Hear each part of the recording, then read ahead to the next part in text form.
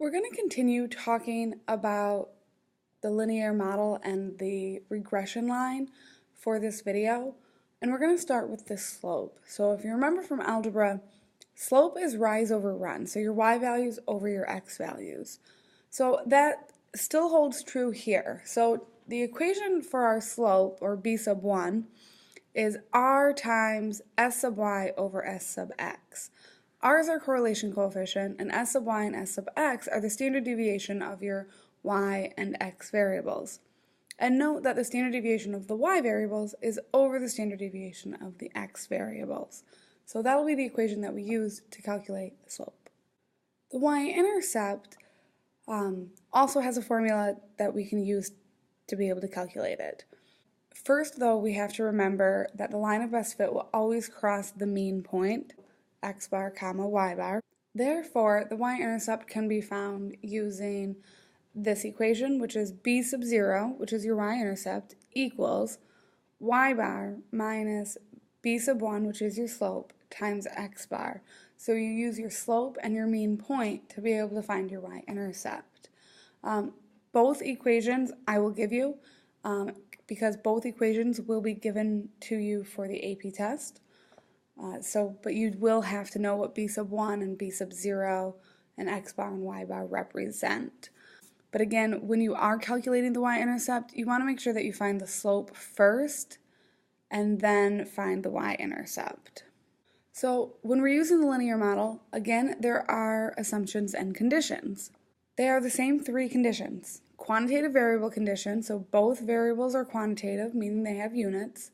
The straight enough condition, so our scatter plot is straight, and then our outlier condition. We want to make sure that there are no outliers.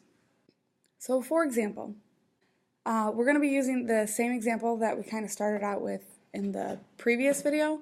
So in a scatter plot that plots the amount of protein in a Burger King burger versus the amount of fat in a Burger King burger, we end up finding out that the mean fat content was 23.5 with a standard deviation of 16.4. The mean protein content is 17.2 grams with a standard deviation of 14, and it has a correlation coefficient of 0.83. So continuing with the example, the mean point then is 17.2, 23.5. Our standard deviation of our y variable is 16.4. Standard deviation of our x variable is 14. And our correlation coefficient is 0.83. This is all we need to be able to find our slope and our y-intercept. So here we have b sub 1, which is our slope, and we have to calculate that first. So we do that by taking our correlation coefficient and multiplying it by the standard deviation of our y variable, divide it by the standard deviation of our x variable. So we end up with 0.97 as our slope, and again, it's y over x. To calculate the y-intercept, once we have our slope, we just plug it into the previous equation. So we take the mean y variable minus our slope times our mean x variable, and we end up with 6.8. And again, the reason why we can use the mean point is because we know that the line of best fit will always cross through the mean point, so we know that that point is on our line. Then, when we're writing our model in context, because remember, context is important, we don't use x and y for our variables. We plug in what our x and y variables actually represent. So our y variable was the fat, so it still has to have a hat, because that hat is indicating that that's going to be a predicted value. So our predicted fat is equal to 6.8 plus 0.97 times the protein. So instead of x, we use protein because protein was our x variable. And writing it like this means that it is in context, and that's what we're looking for. Once we have the model, we want to know, what does this equation actually tell us? Well, our slope will tell us how the variable changes in units of y per x. So in our Burger King situation, every gram of protein added 0.97 grams of fat. So I'm going to go back to the equation. So our equation is our predicted fat equals the 6.8 plus the 0.97. So again, this is our slope. So if we have 1 gram of protein, we multiply that by our slope. So we're going to be adding 0.97 grams of fat for every gram of protein because it's going to be equal to the fat. So one more time, each gram of protein will add 0.97 grams of fat.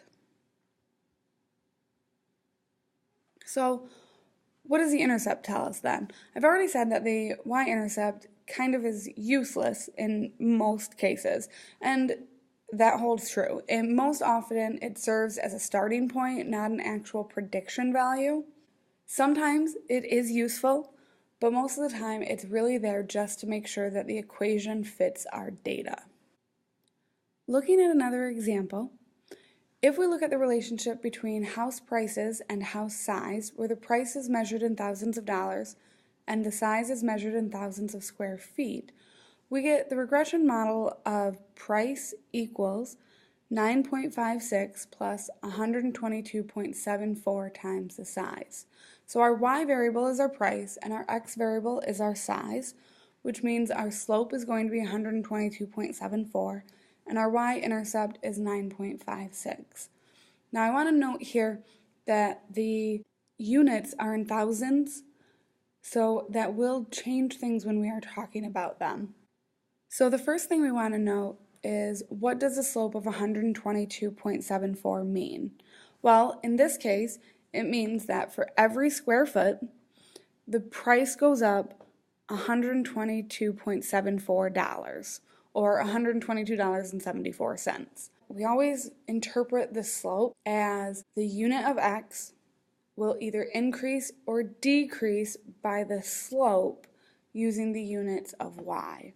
So for every square foot, which is the unit of x, the price in this case goes up because we're adding, goes up by the slope, 122.74, and then we use the y unit, so price was measured in dollars. Now, I want to note that the units were actually thousands of dollars and thousands of square feet. Because both are measured in thousands, we can look at it as 1-to-1. However, a more appropriate way of saying this might be to say for every 1,000 square feet, the price goes up $122.74 thousand. So you want to be careful with your units.